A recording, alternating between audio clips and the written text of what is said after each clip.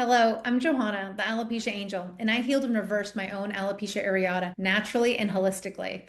Through everything I walked through, which took me over more than 3, 4 years, I started sharing what actually worked, and I never stopped. For 10 years now, I've helped adults and children in over 68 countries heal and reverse their own alopecia, their own hair loss, various different types of hair loss in less time. I'm here to tell you and to show you that you can heal and reverse your hair loss naturally and holistically, and it's 100% possible. So follow along every week. We talk hair, real success stories, client testimonials, the latest research, and so much more. Welcome to the Alopecia Angel Podcast, Awaken to Hair Growth. Hi, everybody, and welcome back to the Alopecia Angel Podcast. I'm very excited to be with you here today. I wanted to talk about a little bit about hair loss, hair products, hair growth, and the good, bad, and the ugly for all of it. Right now, I am in a process of trialing and erroring on new hair products for my curly hair. And when it comes to hair products in general, there's a lot of different caveats. First, there's a lot of hair products that cause hair loss directly, which there's a free PDF on my website at alopeciaangel.com, and you can grab that directly and see all the hair products up to date that have either been in lawsuits, are known to cause hair loss and damage, and have had reported a lot of bad ingredients in them. So I highly recommend that you go see that. However, in my own situation, when I first had my curly hair, it was back when I hit puberty. That's when my curly hair just started coming about. And so that does happen with curly hair, with hormones, right? It can happen. It can also happen post chemo. It can also happen with different situations like menopause, when your cycle changes, and curly hair can happen. It could also happen just because of the weather. Humidity, for example, can increase more curls. In my case, I get very kinky curls in places like Miami or with high humidity.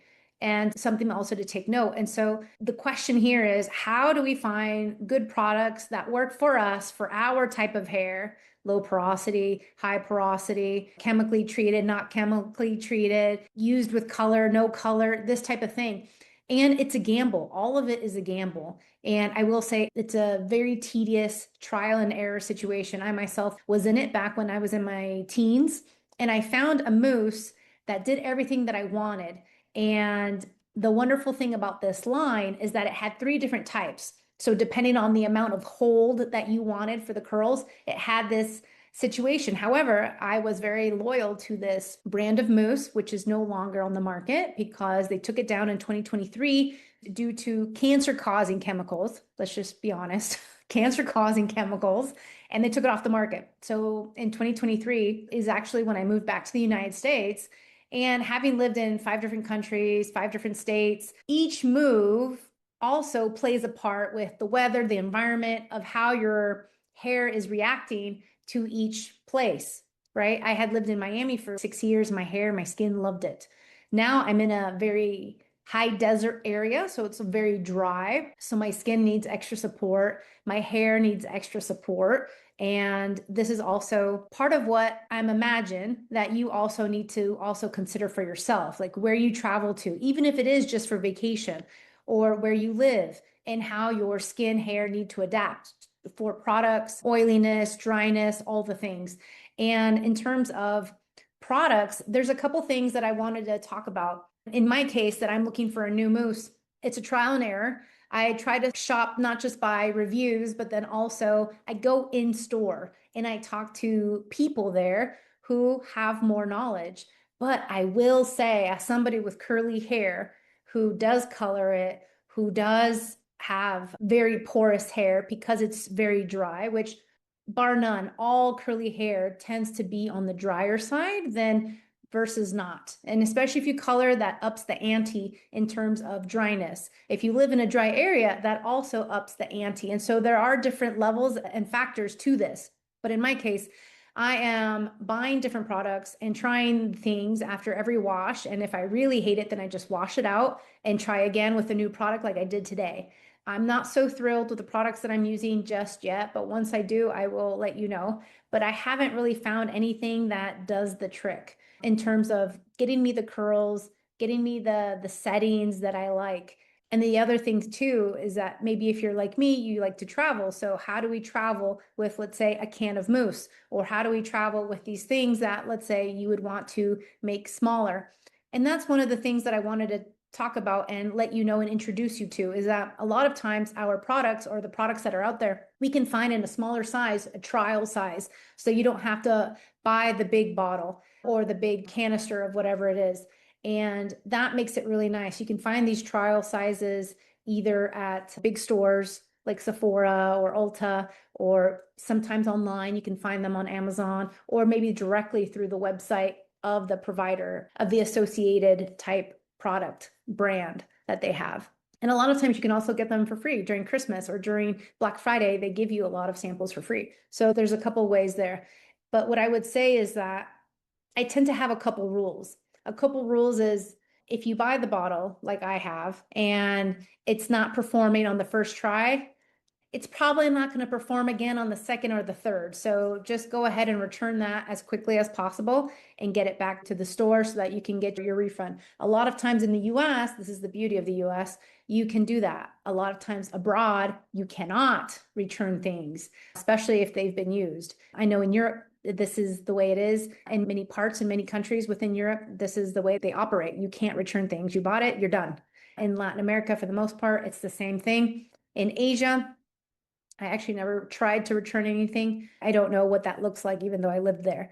And so when it comes to beauty products too, I would be careful and cautious of how many products you're using, because sometimes when you use multiple products all at once, so let's say you use a gel, a mousse, a leave-in conditioner, and then maybe a hairspray or something else, all these chemicals, first and foremost, is not good for you to be inhaling it. But second of all, it's also can create a science project on your scalp. It can also create a science project within your hair, which can create more hair loss, which can create more damage, which can create more issues down the road. So you want to be careful of what you're using, so that should you have a concern or a questioning, or let's say all of a sudden you see more, I don't know, dandruff, or you have an itchier scalp, then maybe you can pinpoint it to one or two culprits versus using 10 different products and not knowing which product it is.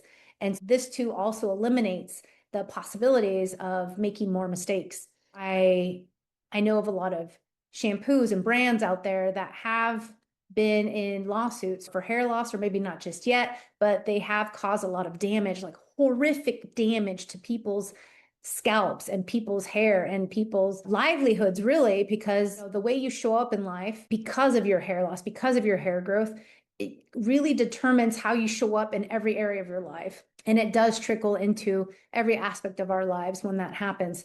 And so be very cautious. I would also try to steer you in the way of buying products from reputable companies versus maybe Amazon. I've even found myself, when I'm buying things on Amazon, a lot of it is not the original formula. And I can smell it, and I can sense it and also prove it, because I've already bought the original from a store like Sephora or Ulta or any of these other stores.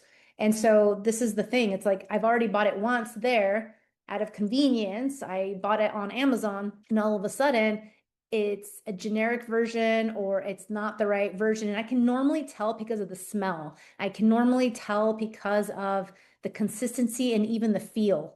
And so when you doubt it, discard it, return it. Don't try to save yourself the $20 or whatever it is. Just discard it, because you don't know what's in it. And so that's a cautionary tale for you.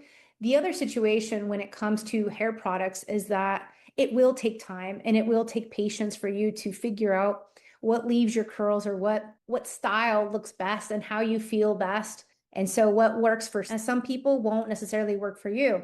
In terms of curly hair, you also have different types of curly hair. You have 2A, 2B, 2C, 3A, 3B, 3C, 4A, 4B, 4C. If you don't know what this is, it's a graded scale of sorts for curly hair, of how curly your hair is. And it can go from kinky coily to just bigger curls and waves and everything in between. And so if you're unsure of what type of curl you have, that's a first starting point. And I would say you can look this up online and see which type of curl you have and what your hair resembles most. And even if your hair doesn't completely curl as it used to, I would say go off of what that previous curl point was and then start from there. And then potentially that could help you along your route. When it comes to hair growth and hair loss, there are a lot of pros and cons. And primarily, this is why I do what I do. I want to educate people. I want to inform people. I want to dispel all the noise, all the myths, and really give you that clear, strategic, focused path of healing your hair loss once and for all. And I understand where you are potentially if you're maybe confused, if there's just so much information that you don't know what's right, what's wrong, because I've been there. I've been in your shoes. The good thing about hair loss is that you can fix it. The good thing about hair growth is that you can continue it. And there's caveats to both, as I mentioned. So with hair loss, there's a lot of information and misinformation out there. So you need to be very careful of what you're listening to and what you're applying and what you're doing in order for your hair loss, because it may not work for you and it may not apply to you. So for example, if somebody is saying, go get some minoxidil and this is your route to success, it may not work for you because we know that there's side effects. We know that there is the possibility for this to hurt you, create headaches, and have numerous other negative side effects that may be coming up from there. Plus, you'd have to be on it for life. Plus, if you stop, you would see hair loss. It's not necessarily streamlined. When it comes to hair growth, however, we can see that once you're on the right path, many times it's just about tweaking and continuing to be on that right path. So right now, if you are interested in hair growth, I do invite you to my website, where on the website we have success stories. We also offer the Hair and Heal program, which is a signature program, so that you can heal hair loss in less time. 90% of our clients see hair growth in less than 8 weeks. The shedding stops anywhere from week 1 to week 6, and sometimes even less than that. And so this is where you take control into your hands and you no longer give it away to medications or to all these other different options that are really not solutions. They're not going to give you results. They're not going to render results. And if anything, they're just going to harm your health long term and in the long run. The other side of hair loss, beyond the misinformation, beyond the myths, is that it is difficult to forge your own path. I will say this. So let's say you're like me and you're like, you know what? Forget everybody. I'm going to try to do this on my own. I will tell you that is the longest, hardest route ever. And I say this from experience. It took me 4 years. And it took me 4 years of trialing and erroring. It took me 4 years of 16, 18-hour days every day. And yes, I absolutely made it my job. Thankfully, I didn't have children or a spouse. I had a partner at the time, which later on became my husband. But he saw me gruel over this and really focus on this wholeheartedly, because it's always more than one thing. And I think we always think it's just one thing. Oh, I just need biotin. I just need a B12 supplement. I just need this. I just need that. No, if it was just so simple, we wouldn't be in this situation. It's really a lot bigger than that. And so I will say, just like the proverb says, if you want to go fast, go together. If you want to go slow, go by yourself. I know I'm butchering that adage very much, but you understand what I'm trying to say. If you want to go slow, go by yourself. If you want to go fast, go together as a team. And this is where my team and myself, we create the harmonious, personalized path for you, evaluating you, looking at you, and really understanding what testing you may need. You have the option to get testing with us worldwide. We are a team of practitioners. And so this is what creates a standout possibility for true, long-lasting results. And at the end of it, that's what we all want, is results. And in my own situation of having so many mistakes and having made so many mistakes, is seeing people who had no results to show, seeing people who had no answers for me, seeing all different types of doctors and dermatologists in different countries and in different states, and still with nothing to show for it. And so that's when I knew that I needed to choose differently. But like I said, going alone, it took a lot longer. And so that's one thing I would caution you of. Yes, you can heal from the hair loss. Yes, you can get back your hair. And even now in my 40s, mid 40s now, my hair is so much better and thicker than it was in my 20s.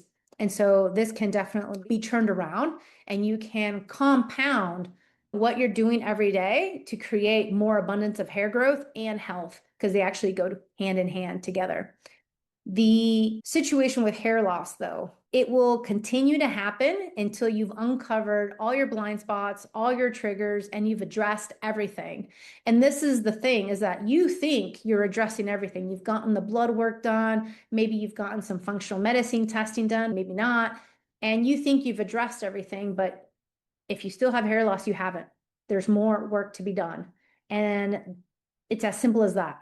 If your car is not running properly, it needs to be checked and it needs to be looked at, and there's more work to be done. Just because you went to go get the oil change, just because you changed the tires, there could be more things to look at. It could need a transmission. It could need a spark plug. It could need so many other things. And so just like our cars, our homes, our bodies, if it's not working properly, there's just more work to be done. And that's really something for me to you, so that you can understand that we need to give ourselves grace and patience. And I will say that patience is not one of my strongest qualities, but I've been able to cultivate it. And just like anything, we can cultivate it. It doesn't mean we're going to be masters in painting. If we just started painting today, we're not going to be masters in 8 weeks. We're not going to be masters in 8 years, but you can cultivate it. You can try to learn it. You can try to improve. And I think with patience, that's one thing that society does not have. We don't have patience for ourselves a lot of times. And patience is key, not just in the healing process, but in understanding that maybe you mentally want to go a lot quicker, but your body can't keep up. And that could also be a hard pill to swallow, right? Because then you have to baby your body ever so slightly, maybe take baby steps in order to get to the finish line. But that's okay. We only get better with time. And so, for example, if you were to tell me, Johanna, you're signed up for a marathon tomorrow, which if you know me, you know I hate running. And so if you were to tell me, Johanna, you're signed up for a marathon tomorrow, I would be like, that's impossible. I'm going to fail completely at this marathon because A, I haven't trained for it.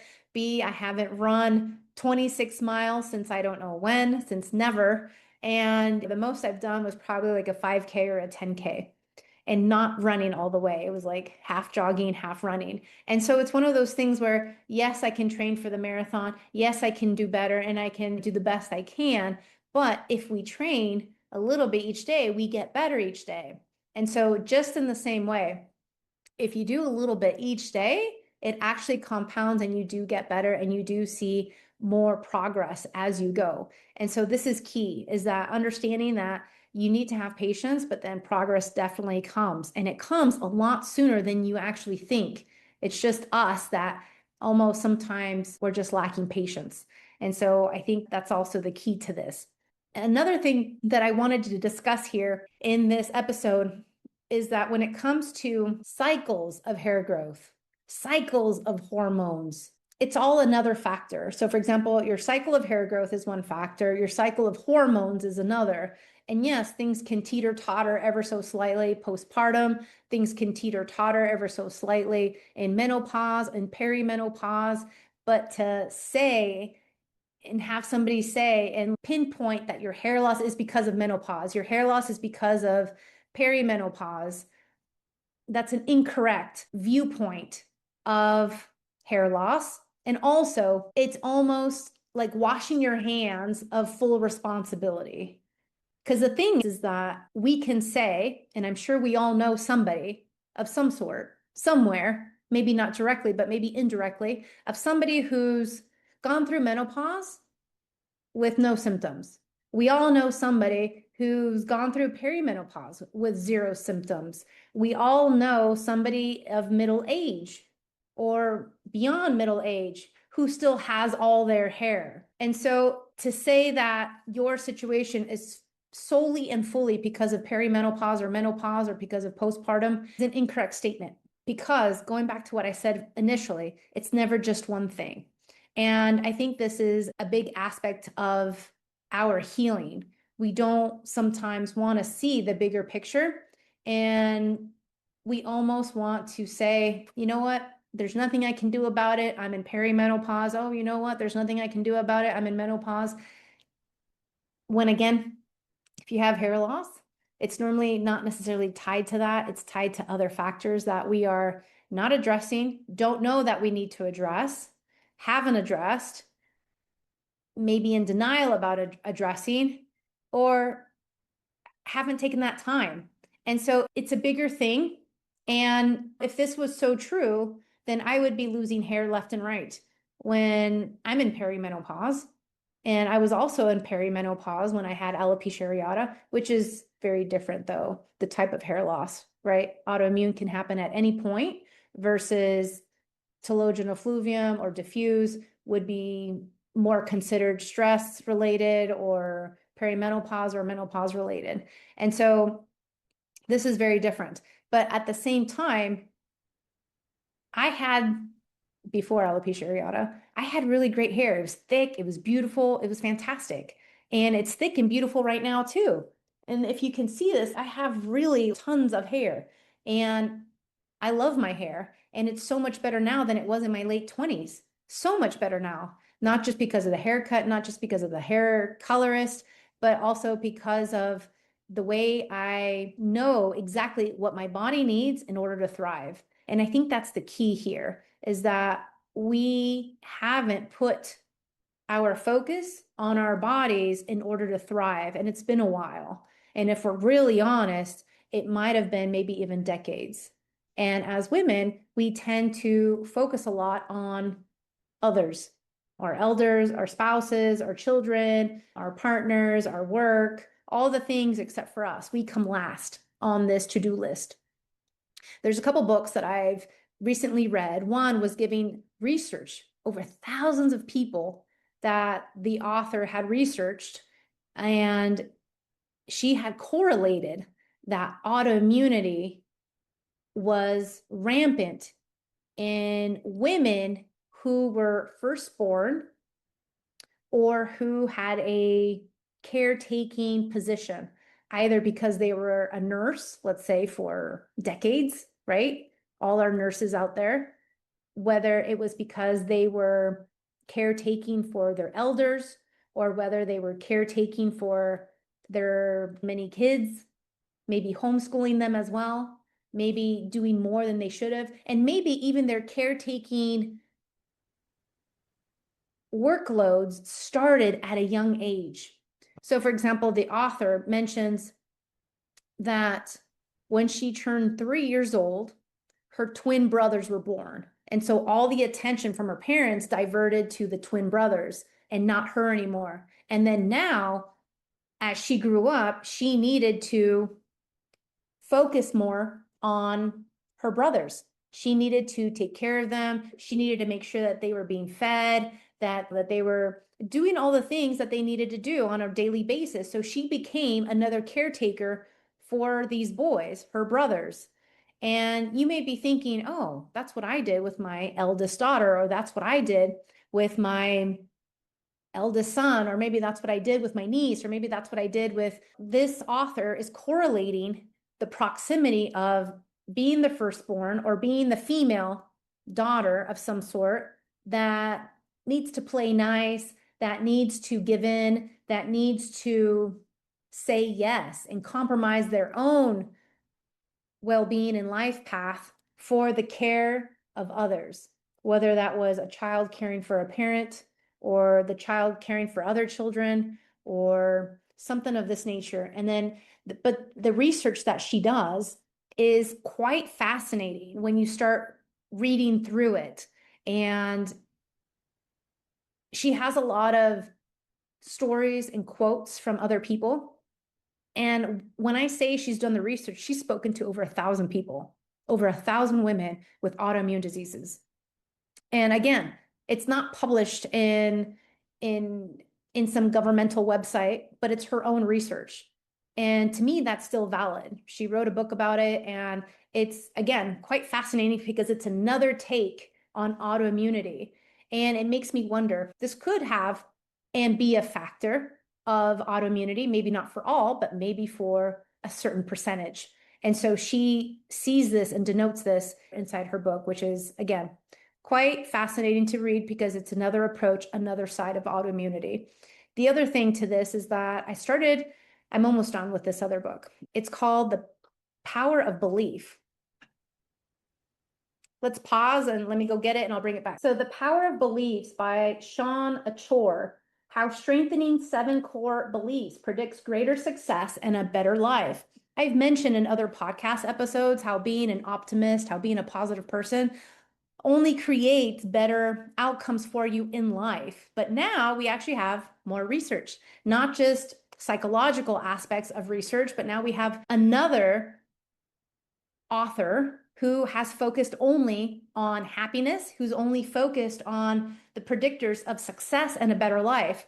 And so I think this is a very poignant topic because I've always said that in order to heal hair loss, your first step is to believe that it's possible. The first step is to believe that it's possible for you. And this is the thing. You can't force the horse to drink water even though you lead them there. You can't.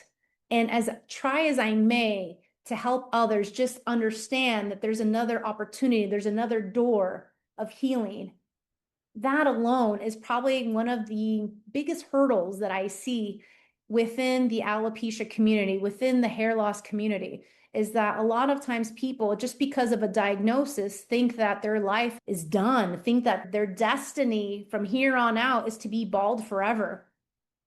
And that's not the case. That's not the case at all.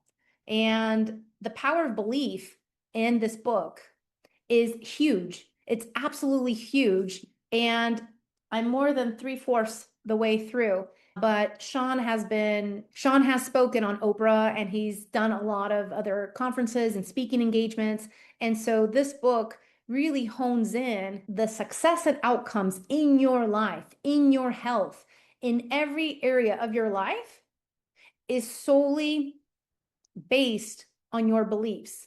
And this is big. This is really big because it's not just your beliefs, but then right here, I'm asking you, question your beliefs. Where did these come from? Did these come from your parents? Did these come from a friend, a family member? Did this come from your medical doctors? Did this come from your children or vice versa? What type of beliefs are we as adults, we as parents promoting in our children?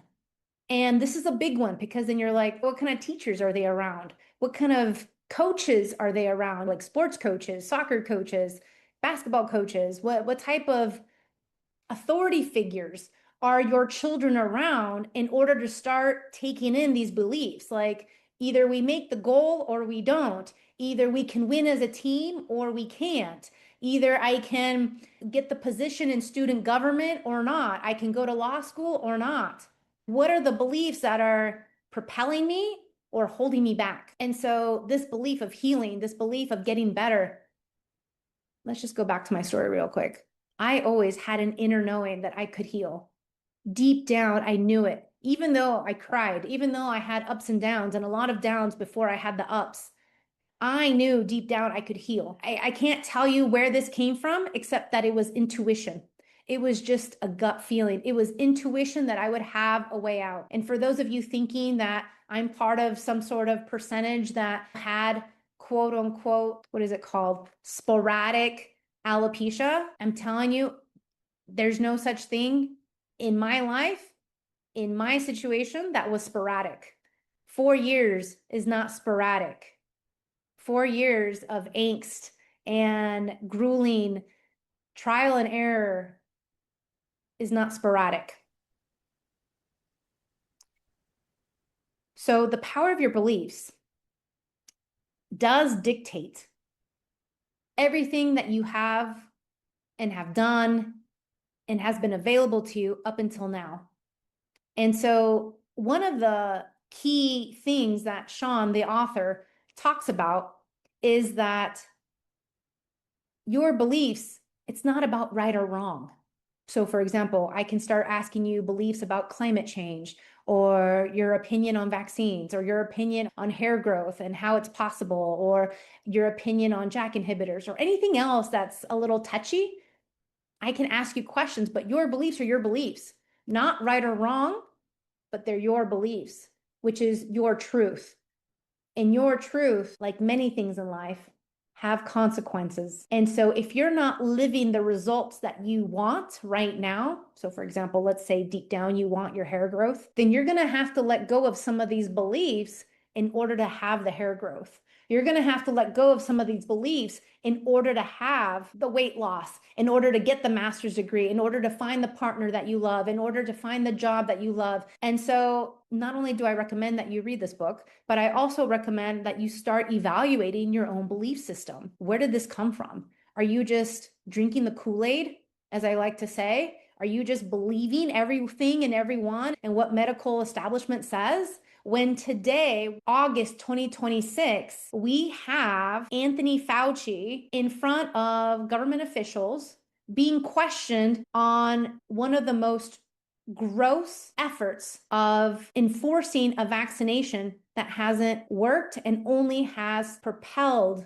sickness and disease. This is what I'm saying, people. We need to question our beliefs. We need to question authority. We need to question what we are doing for us and for our children, for our families. And I say this very passionately because unfortunately, there are dire consequences with one belief or another, because it's not just the belief system, but it's the actions that go with it, right? So if we believed a certain situation back in 2019, 2021, 2020, that led you to either get vaccinated or not. And that in and of itself also has consequences, because now the research is showing that there's an uptick in cancers, there's an uptick in autoimmune diseases, there's an uptick in chronic disease, there's an uptick, and it's not just 2, 10%, 20%.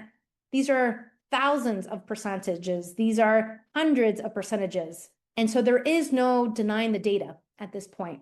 There is no denying what's happened, what's transpired, and what's happening. But it all started with the belief. So the power of belief is huge. It really is. And this is something that we have control over.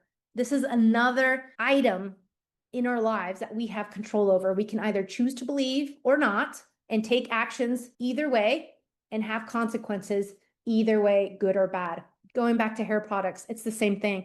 You can choose the hair products and some will be good, some will be bad. And some, they're still selling AlA&x, which has been in lawsuits for hair loss. They're still selling OGX, organics, which is not organic, but they call themselves organics, in the stores, even though they've also been in lawsuits for hair loss. And there's also, going back to the political side of things, there's also officials there who shouldn't be there in office, who've done heinous crimes against humanity and are still there in office. That's the thing. That's the world we live in. There are still products like OGX, like AlA&x, that you can get here. You can also get them in Europe. You can also get them in Japan. I say this because I've lived in all three and I've seen them there, all three of them, in every country. And they cause hair loss. So it goes beyond about what the EU government says is good or not good, chemically formulated, etc. Because if it's still available, it can still cause you hair loss or more damage, right? Some hair products actually cause cancer. And I have that again on that free PDF on the website. So there's a lot to this podcast episode, but I had a lot to say. There is just so much on my chest right now. With so much information and so much data at us, we can't become ostriches and just put our heads in the sand. We really need to wake up and open and see that everything that we are living today has been a choice, good or bad, knowingly, unknowingly. But this is when the tide turns, when we knowingly make decisions with beliefs that are in alignment with our actions, we get the results we want. And at the end of the day, that's what it takes.